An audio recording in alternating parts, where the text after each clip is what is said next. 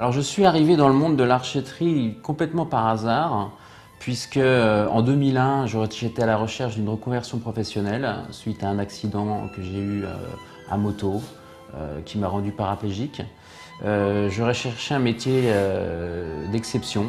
J'ai fait le tour des artisans d'art et j'ai eu la chance de rencontrer une luthière à Strasbourg qui, consciente de ma problématique de reconversion professionnelle, m'a parlé de l'archéterie en me disant que c'était un métier où toutes les étapes se faisaient quasiment assises, où le matériel était assez succinct et les efforts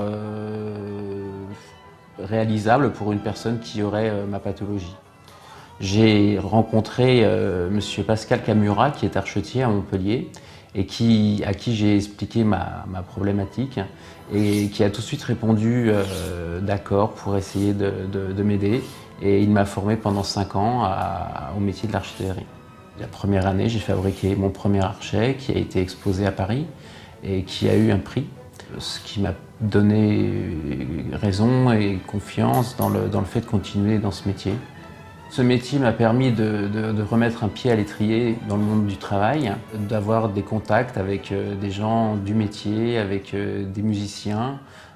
C'est très important pour moi car ça façonne ma vie professionnelle et ça me permet d'avoir un emploi, un poste pérenne que je pratique tous les jours, ce qui me permet d'avoir une activité physique et intellectuelle au quotidien, de sortir de l'ennui qui est certainement un des facteurs les plus douloureux pour les personnes en situation de handicap.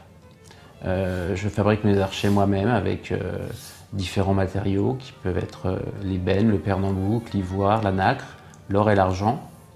La Banque Populaire m'a aidé dans le développement de mon entreprise puisqu'elle m'a permis de commencer à travailler et de commencer surtout à exposer, à participer à des salons internationaux qui représentent les 40 meilleurs archetiers français.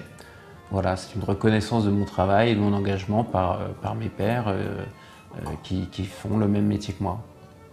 Des grands moments de plaisir avec des musiciens qui jouent mes archets et qui viennent me raconter comment se sont passés certains galas, comment ils ont pu exploiter toute la puissance de mes archets pour différentes sonates ou différents morceaux de musique classique. En me projetant sur l'avenir, j'ai l'intention de mettre des archets dans les plus prestigieuses boutiques de lutherie d'Europe.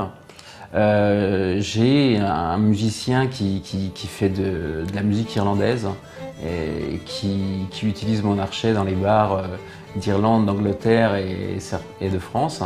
Et c'est vrai que j'aime beaucoup ce contact avec ces musiciens de musique folk ou de musique country qui ont une approche différente. Si j'avais un souhait, ce serait de rencontrer des musiciens qui font du jazz pour qu'ils exploitent mes archets sur un style de musique complètement différent.